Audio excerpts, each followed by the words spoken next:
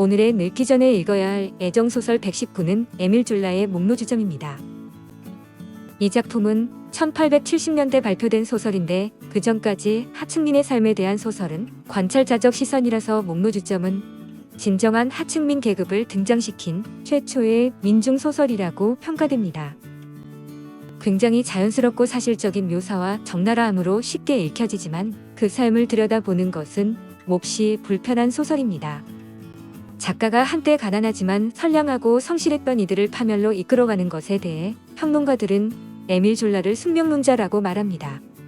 목노주점은 파리 노동자들의 거리, 두 사람의 결혼식, 콜롬브 영감의 주점, 병원에서 죽어가는 코포의 기이한 발작, 딸 나나의 생활 등이 모골적이고 음란하게 묘사됩니다. 한 인간이 주어진 조건에 맞서 삶을 바꿔보려고 안간힘 쓰지만 결국 알코올 중독과 나태함에 잠식당에 파멸하는 처절한 이야기입니다. 가난과 술, 가족 내 폭력에 찌든 파리 하층민들의 삶을 보여주는 이 소설은 발표 당시에 노동자 계층에서도 큰 비난을 받았지만 19세기 최초의 베스트셀러가 되어 에밀 졸라의 입지를 탄탄하게 합니다. 졸라의 수목권으로 이루어진 르곡 마카르 총선은 5대에 걸친 일대기인데 그중 하나가 목노주점으로 제르베즈는 누구와 결혼했어도 그녀 가문의 유전적인 결함으로 불행하고 파멸되었어야 한다는 것입니다. 세탁부 제르베즈는 절름발이의 금발 미녀로 아버지의 폭력에 랑티에와 동거하다 파리의 노동자 거리로 오는데 결혼은 하지 않고 아들 클로드와 에티엔을 낳고 세탁부로 빨래를 하며 생계를 이어갑니다. 한편 봉건남인 랑티에는 허영과 사치가 몸에 밴 무책임한 사람으로 같은 집에 세입자 아들과 바람이 나서 사라져버립니다. 제르베즈는 10대부터 세탁부 일을 해온 베테랑으로 성실한 세탁부로 있다가 함석공 쿠포의 고해를 받게 되고 정식 결혼을 해서 부부가 된 그들에게 딸 나나가 태어납니다. 성실한 이들 부부는 열심히 돈을 벌고 저축을 해서 세탁소를 차리려고 가게를 알아보는데 제르베즈는 사고로 다친 쿠포를 정성껏 간호하고 실력 좋고 신뢰받는 세탁소 주인으로 많은 고객을 두게 됩니다.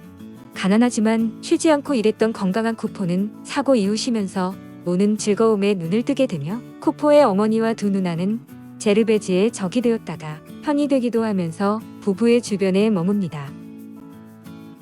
한편 슬픈 사연으로 이웃들과 단절되어 사는 구제라는 대장장이와 그의 어머니를 알게 된 제르베즈는 그 가족과 우정을 나누는데 순수한 우정과 사랑 사이를 넘나들며 구제는 그녀에게 안식처가 되기도 합니다.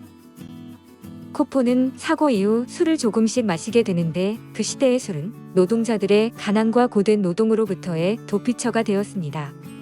그들과 어울리며 쿠포는 점점 알코올 중독이 되는데 콜롬브 영감이 운영하는 주점은 거대한 증류기를 들여놓은 그 거리 노동자들의 술집입니다. 한편 제르베즈는 먹는 것에 집착을 하고 좋은 이웃들과 관계가 좋지 않은 시누이를 비롯한 몇을 불러 빚까지 얻어가며 생일 잔치를 크게 벌리는데 남편 쿠포는 그녀의 전 정부였던 랑티에를 손님으로 데려옵니다. 말도 안 되는 상황이지만 랑티에는 그들 부부의 집에서 함께 살게 되는데 치근대는 랑티에를 거부하던 제르베즈는 어느새 그의 침실을 찾게 됩니다. 쿠포는 점점 망가지고 그들의 딸 나나는 그 모든 것을 지켜보면서 성장하는데 세탁소도 기울어 빚을 갚지 못한 제르베즈는 술까지 먹으면서 결국엔 파산에 이르게 됩니다. 아주 잠깐 동안 인생의 단맛을 보는 동안 생긴 자존심의 두 남자들이 그녀를 갉아먹어대는 동안 지독한 무기력에 빠진 그녀의 인생은 걷잡을 수 없이 하락하기 시작합니다. 제르베즈는 집, 일자리뿐만 아니라 마지막 남은 인간의 존엄도 잃어버리는데 죽기 얼마 전 사람들이 구역질 나는 것을 주면서 먹을 수 있는지 내기를 하는데 그녀는 십수를 벌기 위해 그것을 먹습니다. 그렇게 실성한 듯 삶을 버티던 그녀는 사는 동안 그토록 두려워하고 끔찍해하던 계단 및 계집 같은 구멍에서 삶이 끝나고 며칠이 지나서야 주변 사람들에게 발견됩니다.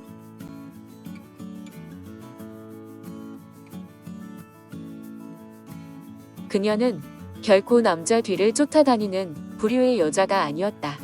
그러기는커녕 오히려 남자를 귀찮게 여겼다. 그러다가 14살의 랑티에가 그녀를 취했을 때 그녀는 그것이 잘못되었다는 생각을 하지 않았다. 그는 스스로를 그녀의 남편이라고 불렀고 그녀는 자신들이 결혼 생활을 하는 것으로 믿었기 때문이다. 그녀의 유일한 잘못이라면 마음이 여려서 모든 사람들을 좋아하고 후에 자신에게 온갖 고통을 안겨준 사람들에게 애정을 쏟아부었다는 사실이었다. 그러니까 그녀는 한 남자를 좋아할 때는 어리석은 짓 같은 건 생각하지 않았다. 오직 둘이 함께 아주 행복하게 사는 꿈만을 꾸었다. 후아송이 옆에서 이제 음식을 하고 양말을 꿰매고 집안 살림도 할 줄 알아야 한다고 거들었다.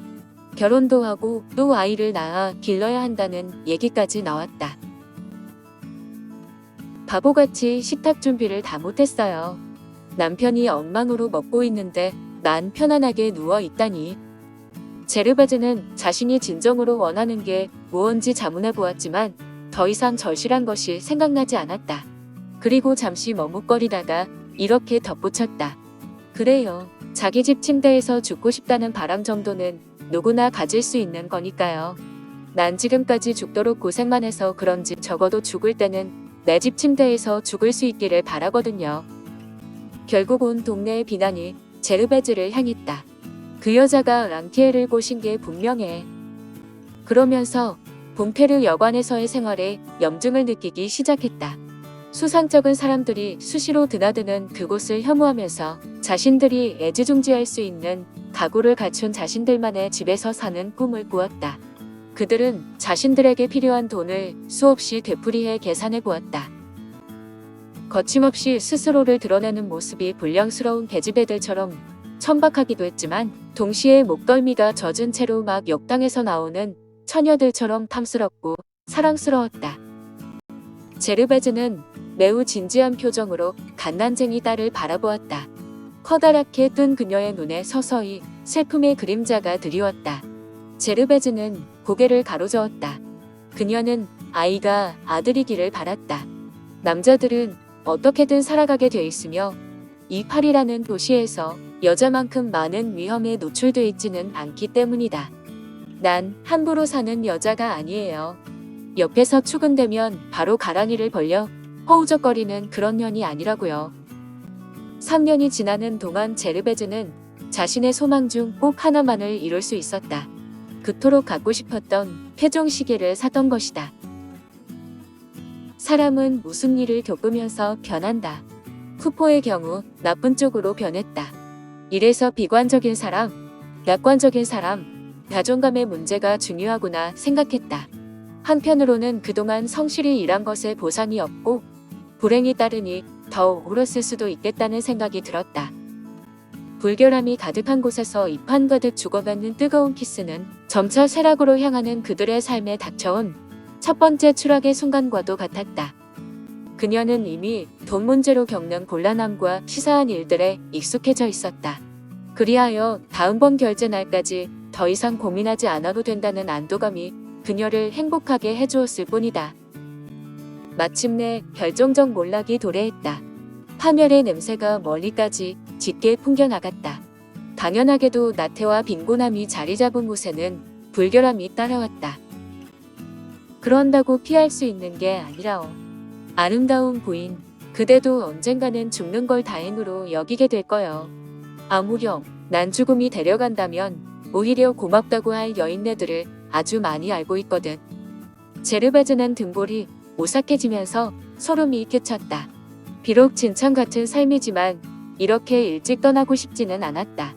그렇다. 눈 깜짝할 새에 죽음을 맞이하는 것보다는 차라리 수년 동안 굶주림에 시달리는 게 훨씬 더 나았다. 그렇다. 그들이 나날이 점점 더 깊은 나락으로 빠져든다면 그건 오직 그들 부부의 탓이었다. 하지만 그런 얘기는 서로가 절대 입 밖으로 꺼내지 않는 법이다.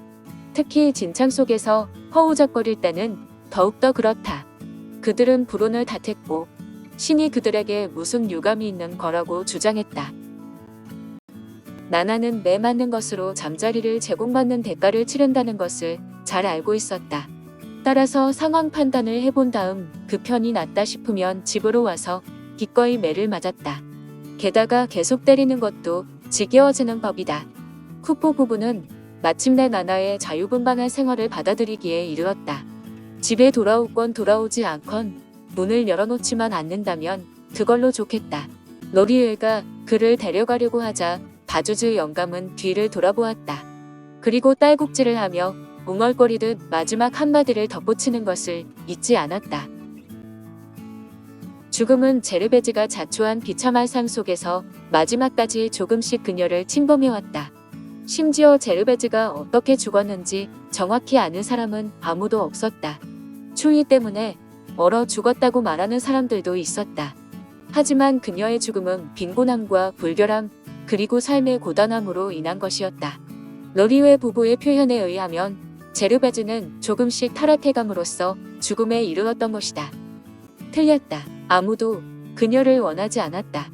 이렇게나 멸시를 당하고 보니 한층 더 부끄러웠다. 그녀는 병원 쪽으로 내려가서 다시 도살장을 향해 올라갔다. 도살당한 짐승이 피비린내를 풍기는 앞마당으로부터 누가 사용했는지 모를 이불 속에서 죽음이 사람들을 뻣뻣하게 만드는 병원의 창백한 큰 방까지 이것이 그녀의 마지막 산책로였다. 그녀의 삶은 그 두 곳 사이에서 끝내 벗어나지 못했다.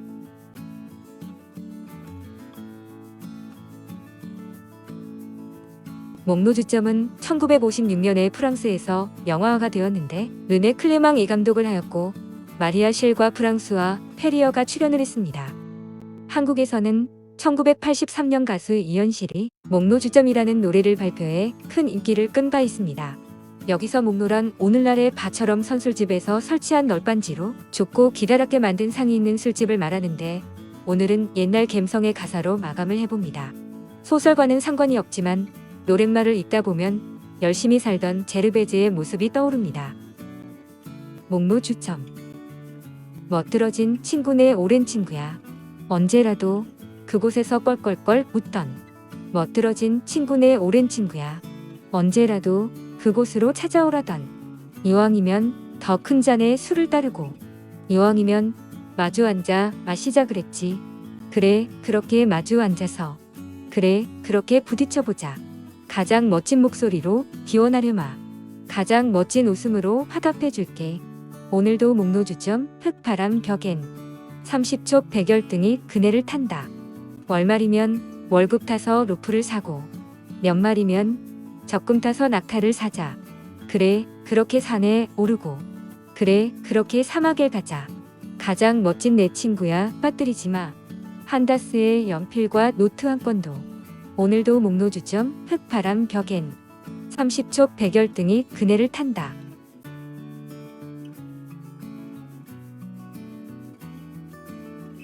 에밀 졸라는 파리 출생으로 이탈리아계인 아버지가 일찍 세상을 떠나 어려운 생활 속에서도 중학교에 들어가 거기서 화가 3장과 사귀게 됩니다. 그러나 극심한 공공으로 어머니와 함께 파리로 옮겨간 후 학업에 의욕을 잃었고 문학의 길로 나아갈 것을 결심했지만 성공하지 못했습니다. 1866년 청년 비평가가 되어 있었는데 미술전 비평을 써서 기성의 대가들을 비판하고 마네, 피사로, 모네, 세잔 등 신진의 불우한 인상파 청년화가들을 강력히 지지했습니다.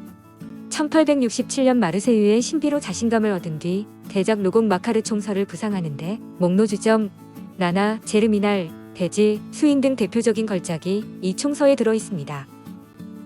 진실과 정의를 사랑하는 모랄리스트이고 이상주의적 사회주의자였는데 만년의 드레피스 사건이 일어나자 끝까지 드레피스의 무죄를 주장해 결국 승리했습니다. 나를 견딜 수 있게 하던 것들이 나를 견딜 수 없게 한다. 김경주, 비정성실.